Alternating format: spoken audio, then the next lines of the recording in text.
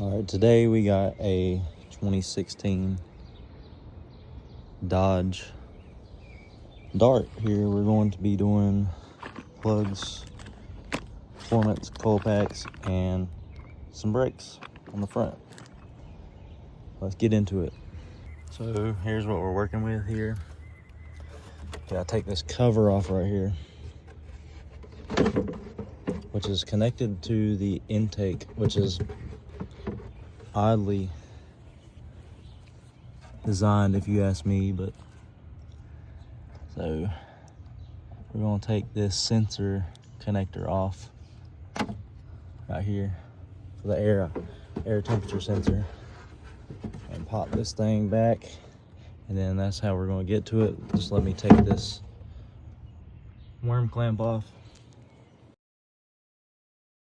So now that we got that off, we're going to take that bolt out, that bolt out, that bolt out, and that bolt out.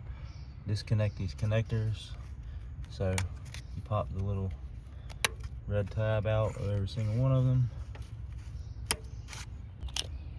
So we're going to break these loose with the 10 on a ratchet before we get the electric ratchet out.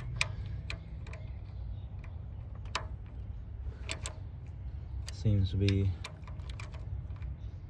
pretty loose, nothing crazy. Or not loose, but not too snug. So after you pull your coil pack out, you're going to push down on this red piece and then push back, and it should release.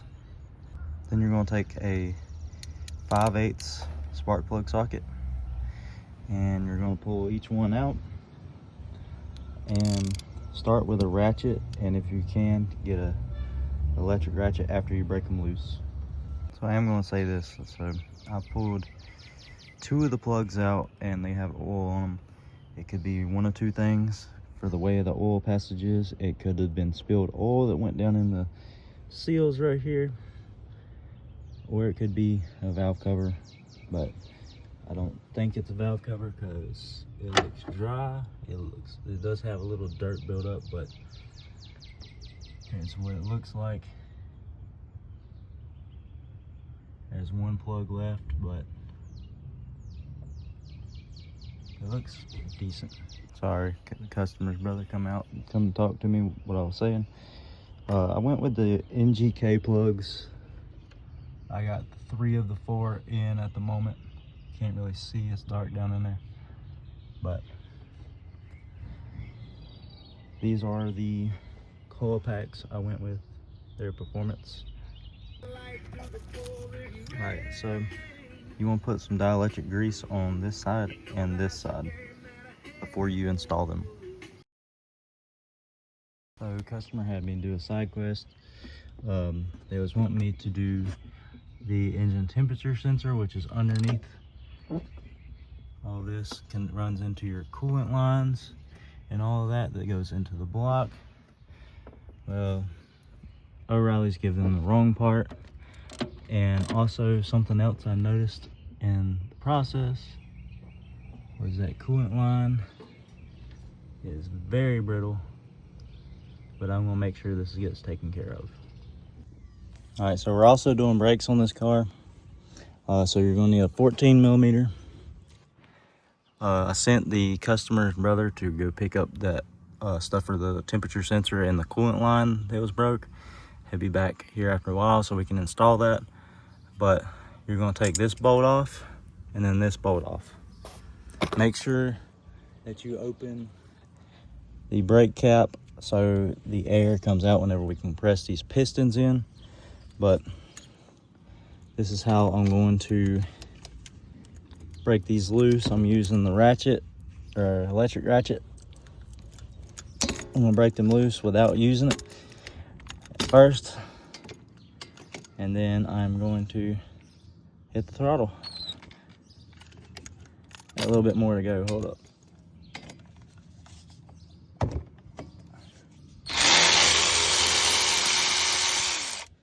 And you want to sit them aside, do not lose them.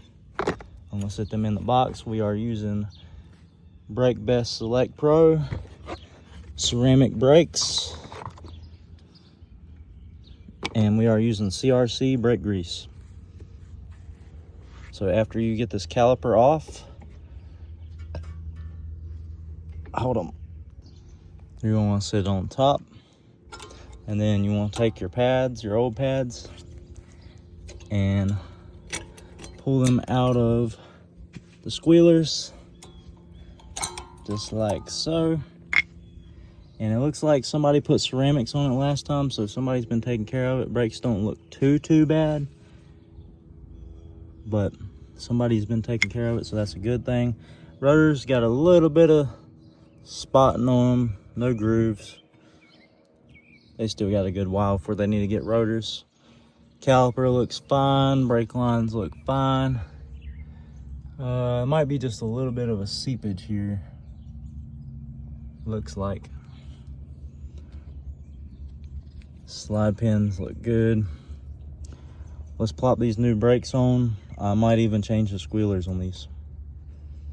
Looks like we are not doing squealers because the only things it comes with is the clips that go on the very end. So therefore we do not need to put squealers on this thing. I do sometimes, but this one does have the import direct squealer system on it already. But most of the time when I do the first time I do a customer's car, I usually replace them, but we do not have squealers to replace. So it's just getting pads and grease. So you want to put grease right here on the back where the cylinder is going to hit, and then on your slide pins.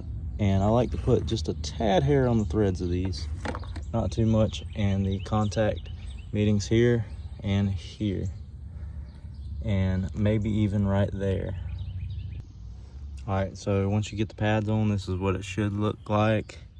You greased it up, and you're gonna take your tool, stick it on here like so, drive this piston in very slowly, make sure it's even, and it should go in fairly easy. Drive it all the way back in, and then you want to slap this caliper back on. Start with the bottom bolt, flip it back over, and then put the top bolt in, and then tighten it down. But you don't want to over tighten it, or else you would break the slide pins, and then you'll have another problem on your hands.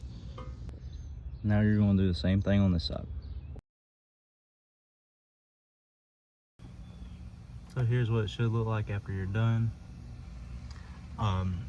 However, that was actually the wrong sensor. He just told me the wrong one. So he was actually wanting me to do the oil pressure sensor. So here's where the oil pressure sensor is. It's kind of recessed. This is the passenger side. This is the axle. This is where it's located at. So you got to do the same thing you done with that temperature sensor, just a bigger socket. So I didn't finish recording the rest of the video because I ended up having to do some extra work along the lines of fixing that coolant line, because they did not manufacture the part for anywhere to buy. So I ended up having to take and splice in some lines and tighten them up, running back and forth from the auto parts store. And then whenever I done the oil pressure sensor, I end up having to go back, which the oil pressure sensor and the coolant temperature sensor are the exact same sensor. They just have one name, which is the coolant temperature sensor. But I ended up doing a brake job after this, and 2 more oil changes. I didn't put them on video because they were too quick, and I really didn't feel like editing the rest of the video. But hope that y'all found this entertaining and useful. Hope y'all have a good day. Peace out.